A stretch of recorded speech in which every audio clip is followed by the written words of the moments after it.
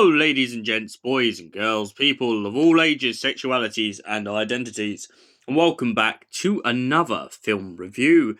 And today we're here with something different, something classic, something beautiful. We're here with some Audrey Hepburn, Breakfast at Tiffany's.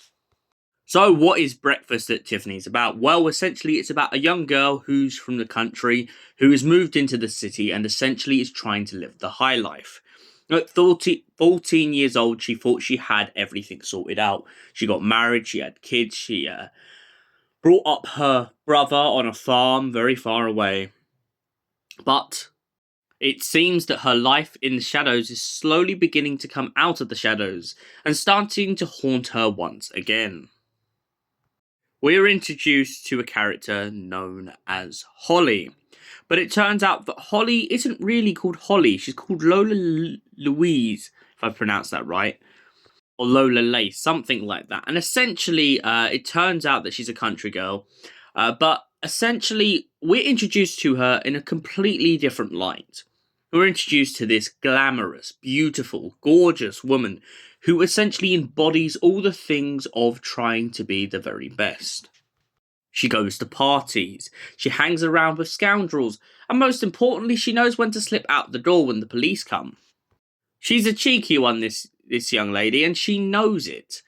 She bumps into a writer upstairs to her one day when the pair of them decide to get a bit closer based on the fact that Holly, who he believes her to be at the time, keeps having men turn up to her flat, and when they get a little bit drunk, they try to take advantage of her. Holly's smart, however, because she locks the bathroom door and manages to skip out the fire escape. However, as her Chinese landlord points out, she can't keep doing this as it's leaving a bad impression on her as a tenant.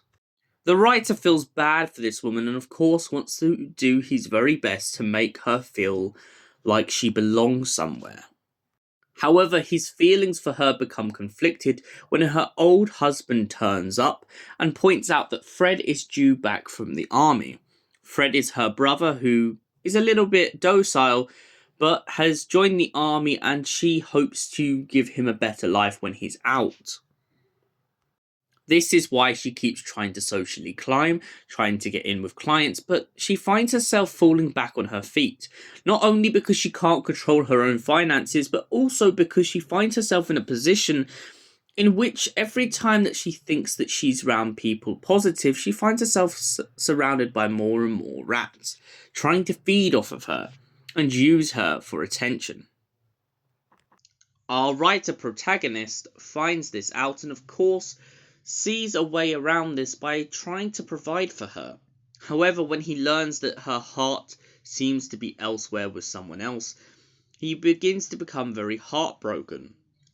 He tries to do his best to move on and let her get on with her life, but after finding out that she has a mental breakdown due to her brother Fred getting in an accident that he won't be returning from, he goes downstairs to try and cool things off for her, make things more reassuring.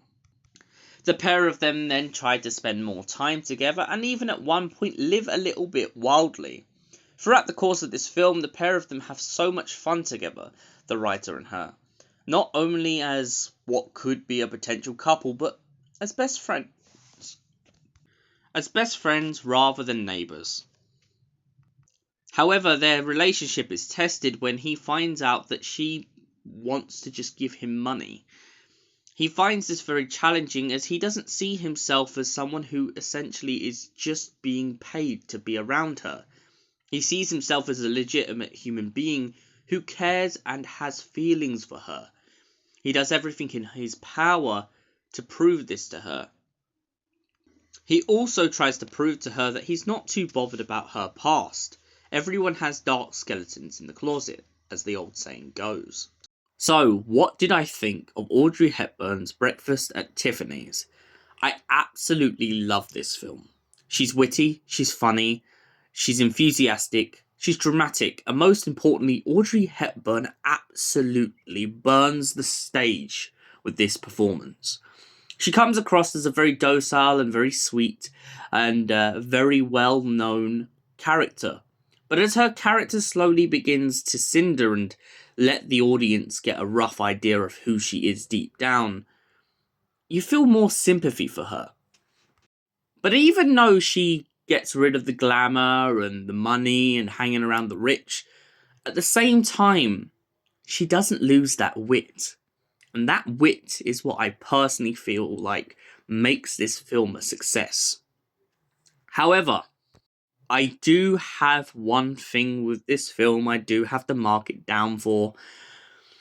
And I know it's something that was done at the time, but the character that is supposed to be the Chinese landlord is a little bit stereotypical, and that's why I'm only going to knock one mark off, as I'm very forgiving because the rest of the plot of this film is absolutely brilliant.